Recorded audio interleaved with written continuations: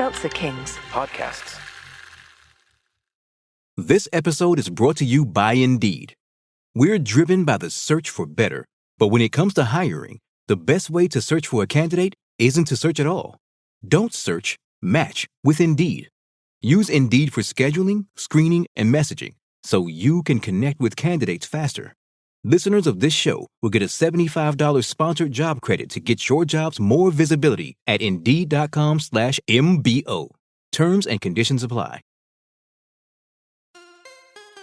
John, it has been a year of progress for us. Yeah. And never in my wildest dreams did I think we would reach this moment where we hit our 1-year anniversary, talking to an incredible array of guests, sharing their life journeys with us, telling their stories, helping to inspire others to just take action and try something new. But here we are.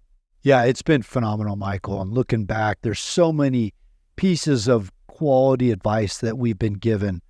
And so we wanted to take this opportunity to kind of cauterize all those snippets from all of our guests over the last year and share those with our audience so that you can hear just on a continual basis or on a reel of advice from these guests, how to start their second or third or fourth acts and how to take action and get going and be successful. So here we are. We've got them all together and we're going to give them to you in one big spoonful. Yeah. It's one's a data point, two's a trend, and you're going to notice some things in the parting advice from all our guests that start to become consistent. And these aren't, Mount Everest type of actions. Right. They're just simple tidbits of advice to get you going and to get you over that hump where you're just contemplating something and getting yourself into what you hope to be. Yep. So we hope everyone enjoys this commemorative episode of advice, and please be sure to leave us your feedback on all of the major podcasting platforms or on the social channels if you have a chance. We'd really appreciate it. I think I really get lost in the bigger picture of things sometimes. Sure. And it's hard to realize that even 1% is progress. Absolutely. Because sometimes it doesn't always feel like that. But I think that's been a big thing for me, is just incrementally get better. Just be kind. Please be kind. You don't have any idea what somebody is going through. The world can't really take a beat up on everyone. And some people just aren't as strong, right? And just when I think I'm strong, there's people stronger than I am. So just be kind to one another and know that there are some people that are going through way tougher times than you possibly could be. And if you can just be a friend or even a good listener, the world would probably be a lot better place. Two things. One, I think the first thing is, and this is just kind of from my own personal experience. I know not everybody is like this, and God bless you, but I struggle with perfectionism and failure. And, if you're going to do this entrepreneurial thing, it is a journey of imperfection. And I wish I would have spent less time focused on that. You kind of just have to put yourself out there and do it and learn. And I'm getting better and better at that every day. Success does not come without failure, period. End of story. It's true. And so I think, moving into an entrepreneurial journey, you just have to get real comfortable with that and be okay with it and laugh it off or whatever and learn from it. So I think that's a big one. What I'm doing is so antithetical to who I am. Typically, I have a plan. This is the deal. I've got my spreadsheet laid out, and this is where the money's coming from, and this is how we're gonna. You sound like Michael. Yeah, like literally. Yeah. And I don't know if I have a great answer for you, Michael, but I will say this: that first of all, follow what's really pure to you. I think that's really important, and I hear that with the second act, what you guys are doing with your podcast, and as I understand you guys, you're doing it in your own way too, right? You're creating this thing for other, because you see this need and you see how you can help people, and you are driven by a purpose. And for me, I'm driven by this purpose, and I want to see and help people be successful in their lives. So that's ultimately important. And if you do that and you do it right, success will follow. And by putting yourself out there, the more opportunities you create for yourself, the more luck and opportunities will come back to you. I guess I'd end the call with a challenge, just to say, if you do have a passion project or you have a business strategy that you think is good, I challenge you to in some way make it concrete.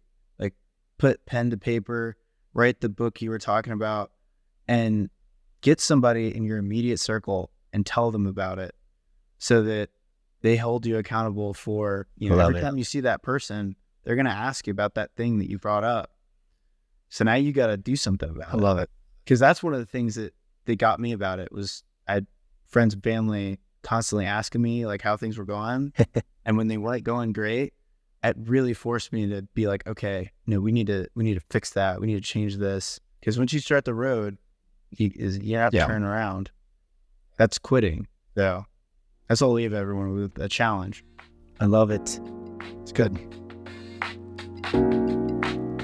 I think there's a few kind of takeaways I would have. I think the first one is to, I talked about the experience of how uncomfortable it is to separate yourself from your peers and be like, everybody else is going in this direction, I'm going off on my own and doing this different thing. And it's tough to leave community. And I think there's a lot of value in community. And I think that this doesn't get talked enough about when you talk about the people that had, truly differentiated paths. A lot of them are really lonely. And I think that the biggest takeaway for me is you can't change who you are. What you can do, though, if you have the ability, is to seek out communities of people like you. And I guarantee you, no matter what your niche is, no matter how divergent you are from the norm, there is someone else. There's, 8 billion people in the world. Yep. There's at least a couple other people that are similar to you. Yep. And rather than trying to change yourself to fit with the people around you, seek out those people that are like you. Build your peer group from scratch. I think so many people accept the peer group that is kind of given to them. And I think I've been lucky that I never fit in from an early age. So I learned how to kind of leave that and find my own. But find a community, find other people that think different like you, that are, the fish swimming on their own. And then you become so much stronger when you build that group. And I think that the number one toughest thing is the loneliness. For me, the writing experience, I'm discovering things about myself. And I find that as I put more of myself and take some emotional risk in what I'm writing, it gets better. So there's a personal, spiritual path on what I'm choosing to do. So that, depending on what your interests are or where you're going, it can be life enhancing beyond just producing a product or gaining an experience. Again, don't be afraid to be a beginner, and don't be afraid to just take that step. My favorite thing to share with people that are looking at it is that if it was easy, then everybody would do it. Yeah. And just knowing that it's hard, and put in that mindset, you can get through it. Absolutely. We talked a little bit about it earlier, is take inventory and find out what your definition of success is. And our definitions have evolved from where we thought. And so are we still on that train track to go to that place of success? And we should be veering right, because that is not even where we want to go anymore, right? And don't get disappointed just because you messed up one thing. If you messed up, say you messed up, apologize if necessary, dust yourself off and learn from your mistakes. And there's not a lot else that advice I can give you, because you're gonna mess up, I promise. So try and learn along the way, and don't be too hard on yourself. For the audience, this may be cliche. Yeah, I'm certainly not the original author on this, but figure out whatever it is that you want to do, and then just go for it. I meet people time and time again. I meet young soldiers, and they find out what I do. It's pretty apparent because we like to wear all of our flair on our uniform. So I'll have young soldiers come up and approach me, and I tell them, I said, look, I don't know anything about you other than the 10 seconds that we've been talking, but go try. You don't want to, years down the road, think that, well, what if I had done this and what if I had done that? I've failed at things along the way. But I've been fortunate to have some successes, but it's only because I would have zero if I didn't try. You know. I mean, I'm going to say this until I, leave this earth probably. Your first act, your second act, your third act, they're all important. But the actor is more important than the act. You can do a lot of things to ameliorate the highs and lows of these acts. Basic things. Things that, like I told you, you don't need a lot of complicated studies. Ancient wisdom and science have proven this since the beginning of time. Hey, if you sleep like 7-8 hours, it's pretty good for you, right? Probably understand what would be a major regret for you. If you think of yourself from 20 years from now on, what would you be really annoyed if you didn't do or attempt? Oh, that's good. And so, yeah, maybe this is something for founders, like take things less personal. It sounds so trite, but initially for me in the early days, it felt like everything is a personal mistake. Whereas now it's like, this person is moving on because they want more work-life balance, or they want to work on just mobility or just health tech, and we can't offer them that because we have a variety of domains. That's perfectly fine, and it seems like a reasonable life choice that they've understood for themselves, right? They're not quitting for random reasons. Yeah. I think one of the first lessons that I learned, as I mentioned coming out of high school, is you've got to create opportunities for yourself. And so the first tip would be, don't wait until you've got your separation or retirement papers in hand to start thinking about it. You need to start thinking about it now. It may be the furthest thing from your mind, but you've got to start preparing. Start early, learn everything you can about the career field or the company, but more importantly, establish what's important to you and then stay focused on that. But whatever it is that gives you that sense of belonging, you lean on that because in the business world, especially when you're starting out during those tough days, you need to lean on something, right? Yep. Lean on something that's gonna give you that courage to get up and go again and do it tomorrow. For me, it's my faith in God. Could be something different for somebody else, but whatever it is, tap into it and have belief that you can get it done. Well, I do think, if you could think of it as a situation, not a job, that helps, and not necessarily even a situation for tomorrow, but where do I ultimately want to be and what situation puts me on that path to get there? And then from there, I think really the most important thing is just to lean into your network, and everyone has a network of people, whether they realize it or not, that are willing to help them. And I think people, as corny as it might sound, are generally good and willing to help if you'll ask. And so just starting those conversations and reaching out to people and looking for advice and guidance, like you'll get it and people will help you. And then in turn, you'll end up helping someone else or many people down the road in return. But, those things will help you get where you want to go. But at the end of the day, it really is going to come down to believe it in yourself and being willing to put into work. I tell my kids all the time, like, hey, if you do these 3 things, you'll probably be fairly successful. Just be on time, have a good attitude, and try. Like, that's it. If you do those 3 things, you'll be okay. I think second acts are so cool. There's so much opportunity, like the beginning of an adventure usually involves some worries. It involves a lot of unknown. If you go back to the old stories, the old legends, the old great, The Hobbit by Tolkien and all the other old stories, you find this quality of heroes who get into the unknown and they die and they have to learn a lot. Yeah. But there's great treasures available in the caves that you get lost in and find yourself in, and you find rings that help you in ways that you never even imagined. So I celebrate the second act. I will definitely tell your audience one of the key things that I push to my live audience is during speeches, and that's that the key to progressing towards what you want is having the courage to start, even when you don't feel ready. Yep. But you just have to believe in yourself enough to know you'll figure it out along the way. And I think we put other people on a pedestal, people that we admire, whether it's athletes or celebrities or people in our industry that are just crushing it or whatever. Every single one of them was a beginner at one point. And when you show up to somewhere new, that feeling of imposter can very easily start to derail you. So I encourage people to just accept that they're a beginner and to realize that there's going to just be a period where they don't know things and they just have to embrace it, and that everyone that they admire has gone through those periods. Yeah.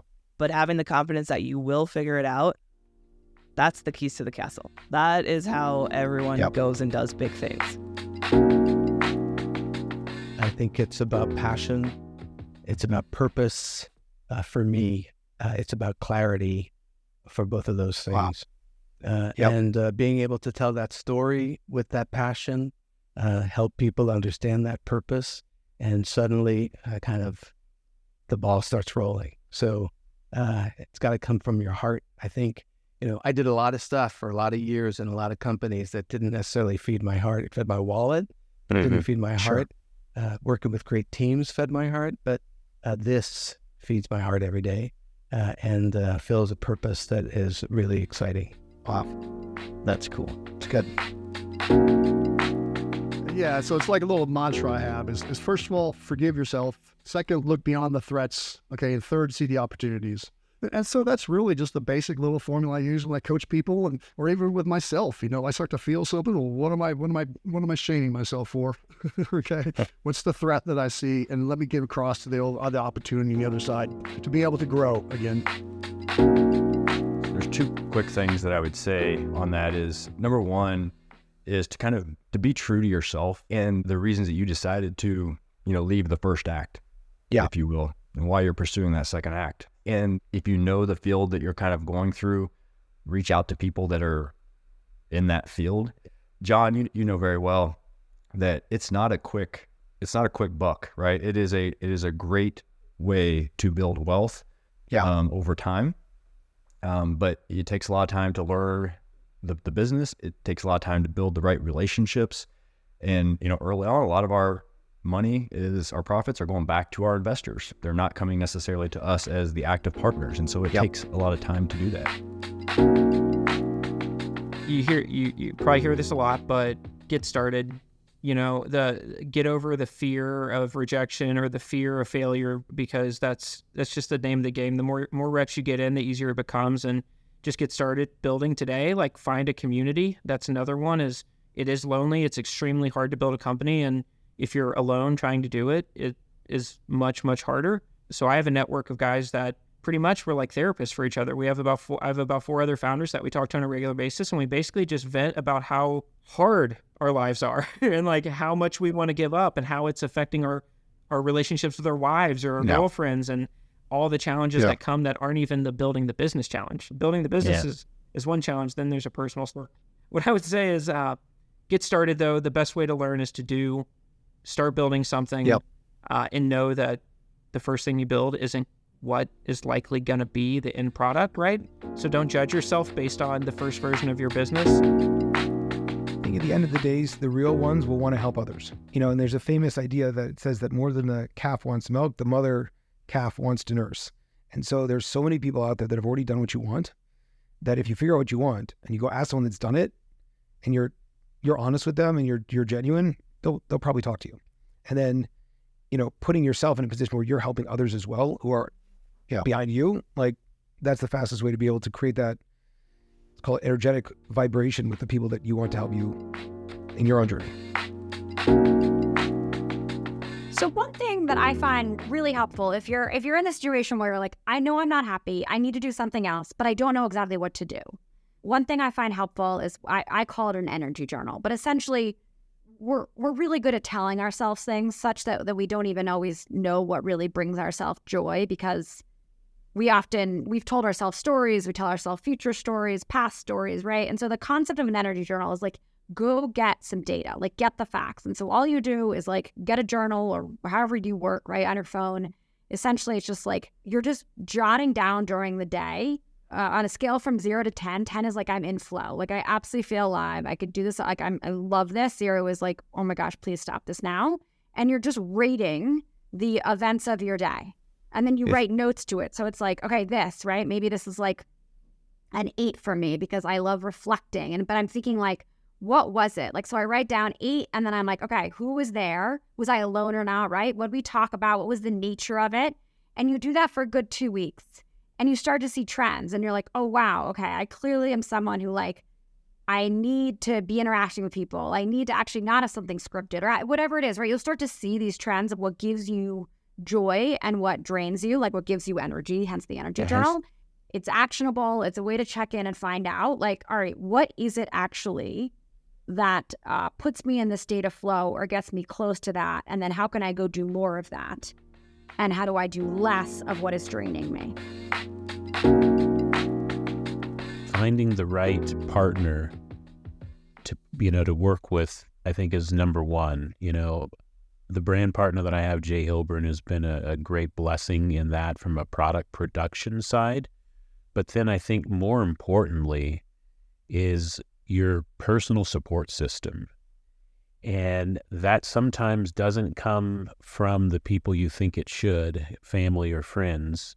It's nice when it does, but I think that finding that support system, whether it be the family and friends, but then more importantly, people in complementary industries is critical, because when you're an entrepreneur, you're on this island by yourself, and someone who does similar work with with a similar type of client base that you have is also on their own island, and having connection with them and, regularly, I think is key, because you're going through similar things that you can help support each other through, and having conversations, because sometimes having a conversation with your spouse about a business struggle that you're having may or may not be the most effective, place to have that conversation. But if there's another entrepreneur that has a similar type of business, serving a similar type of clientele, they may have either already gone through that struggle or they might be currently going through that struggle. And that's someone that you can be in the same space with and have those open and honest conversations. And I think that for anyone is critical. And it's not easy to find, but you've got to seek it out. Yeah, I would tell them that even though I was talking about intensity before, I will tell you that nothing happens overnight. Don't expect to build your super successful business day one. Don't expect to transition from the military and be this super successful businessman or woman day one. It takes time, and you're going to have the times when you're knocked down. There's going to be times when you're seeming to fail, but those are opportunities to learn. But give yourself some time, give yourself some grace, and continue the good fight. That's about all I got. One, check your posture. Make sure you're confident in what you're doing and who you are, because a little bit of confidence goes such a long way in this world. And the second thing is positioning. So many people just go blue in the face, doing what they've always done. Yeah, that's the worst thing you could say. This is how I've always done it. And so just consider repositioning yourself, like you guys did when you decided to do this podcast, and probably think about how many people you've impacted and you will impact. So it can feel a little scary. If it feels 90% right, go for it. It's never going to be 100% right. That's not how life works. You're not alone. This is by no means the first time this road has been walked. This is by no means the hardest thing probably that you've done. It just feels like it probably right now, but I'm sure there's a lot of things that you've faced in your life that you're not necessarily counting right now. But even if you think you don't have a community yet, you do. Even if you feel like it's completely minuscule, I'll be very willing to bet that even if there's people that you don't necessarily consider a friend or anything else, like a John or me or Mike or anybody else, like there's people and there are resources there that you probably haven't counted on yet. And don't be afraid to ask them, right? Like the hardest part of this journey for me, and I can't speak for everybody, the hardest part for the journey was finally looking myself in the face, like, dude, like put it away. It's fine. Like you're going to be okay. Yeah. And it's not like you don't owe anything to anybody else but yourself and your family. Like that, having that realization, for whatever reason, this is a second act for you. If it's a choice, if it's a forced choice, if it's a matter of circumstance, you don't owe anything to anybody else except for you and your family, and move on with that. And put the people around you that you want to be around. Like that will come. That will come with you walking one step at a time, 1% better every single time that you get an opportunity to. It's not going to be, doesn't have to be massive change, but just like the intentionality of like, I'm going to move ahead today in this way. You'll get there, and you're by no means alone. I think that's one of the best gifts we can give to your listeners right now, is go where your gut is telling you to go. You can't lose. And this is one of my favorite posts on LinkedIn.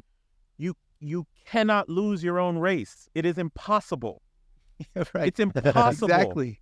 So if you are chasing someone else's definition of success, I want to be the partner, I want to be this. If you want that, great, then go do it. But if you're chasing somebody else's definition, you're probably going to lose, because it's not what you truly care about. And for you to be persistent and aggressive towards a life-related goal, it has to be in your subconscious, in your gut, in your nervous system, pushing you. I wanted a full life book. Where does this thing come where you can only be one thing? I don't understand that. So I'm not going to do that. I'm going to follow my own route. People can. So good. We can really do what we want. We can. Mo, you and I need to talk more when this podcast ends. It's okay to put yourself first. The military is such a selfless, service-oriented organization, and that calling to serve leads into who we are afterwards. And you see it over and over again, that they want to make impact, they care, they volunteer, they're so giving of all of their time and capabilities, and it's amazing. But when they're trying to figure out what's next, family pressure, money pressure, all that stuff starts to feed in. You've got to put yourself first for a moment in thinking through that, and that's okay. It's right.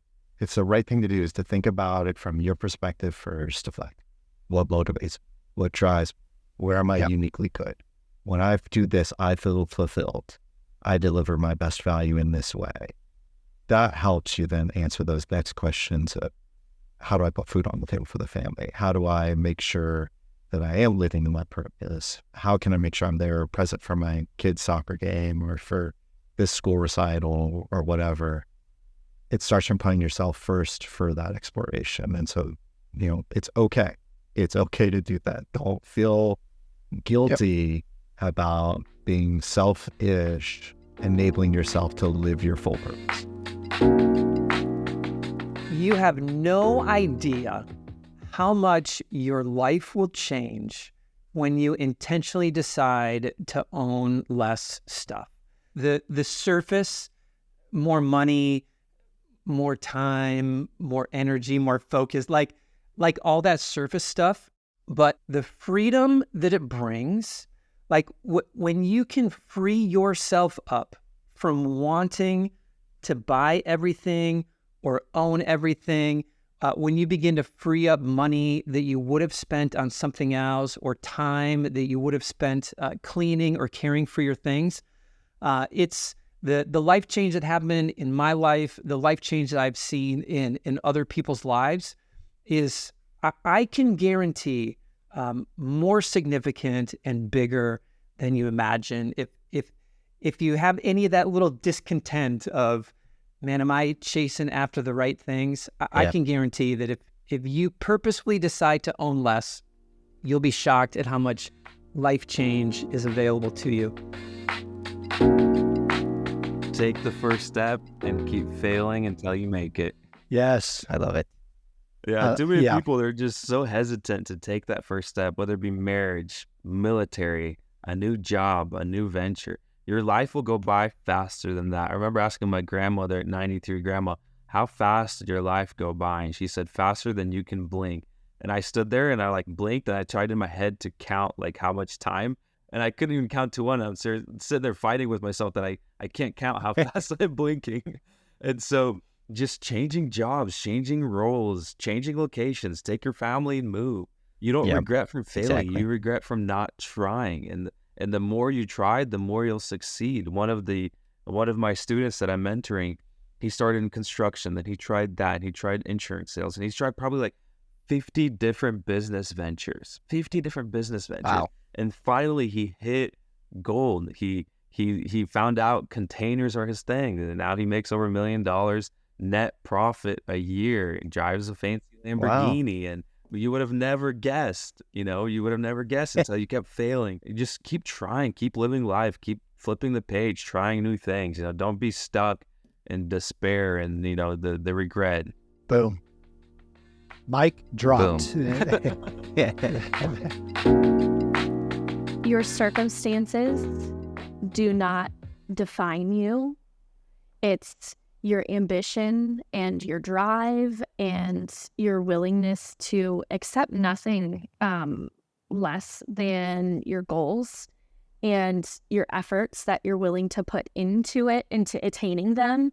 That's really what defines you. For so long, I was afraid to ask for help. I always had these things inside of me. And I think that's probably the biggest key is don't be afraid to ask for help, because that's one door that you can open to a whole new existence. Don't be afraid. I would say give yourself grace. Take time to write out your personal and your professional goals, and then find a second act that aligns with both instead of placing one at a higher priority than the other. I've thought about this a lot in trying to see, like, what does make people successful? What is it that's going to make this work? What is it that, make sure I have a magic ingredient that's going to work here? And I've read so much, read so many books, watched so many documentaries, met so many people that have done it, met so many people that have failed. And you see so many different types of people that have been successful. But there's one common denominator that I've been able to see in everybody that's successful. And you could put it in a lot of different words or terms, but it's perseverance and never giving up. Asking yourself why you're doing this is one of the most important things, because it's going to get hard and really, really hard. And you always have to go back, but wait, I'm doing this because. And then that is what can help you drive you through that and to get through it. And perseverance is the one common denominator I've found in some of the most successful people that I know. You have to understand that growth happens when you're uncomfortable. You have to face being uncomfortable. You have to face being vulnerable. Self-care was forced upon us because we had to have a level of readiness, right? We had to be ready at a moment's notice. Yep. So what happened with that? We were forced to go to the dentist. We were forced to get our flight physicals once a year. We were forced to do this. We was forced, to get our immunizations. That's all self-care. Oh, we had to do physical fitness every single day. Yeah. It's the first thing scheduled on the training schedule, and it's the last thing ever canceled. That's self-care. That's that physical fitness. Don't walk away from that. Maintain that. That keeps you strong. And then your spiritual fitness, you got to have your spiritual fitness. That's so good. So it was something that my executive coach shared with me when we were working through all this, and I was sharing so much. And it's a Buddhist saying that loosely translates to this simple 2-word phrase, which is circumstances change. Yep. Circumstances change. And even though I thought that I would be at Google till I retired, let's call it 15 more years, and I never envisioned any other way, circumstances change. And you can adjust today's goals to be something different than yesterday's vision. The Second Act with Michael and John stars Michael Newborn and John Ballinger. The podcast is produced by Seltzer Kings. For more information on the show, check out michaelandjohn.com, or if you'd like to get involved in the conversation, give the guys a shout on their socials at The Second Act with Michael and John on most platforms. Thanks for listening.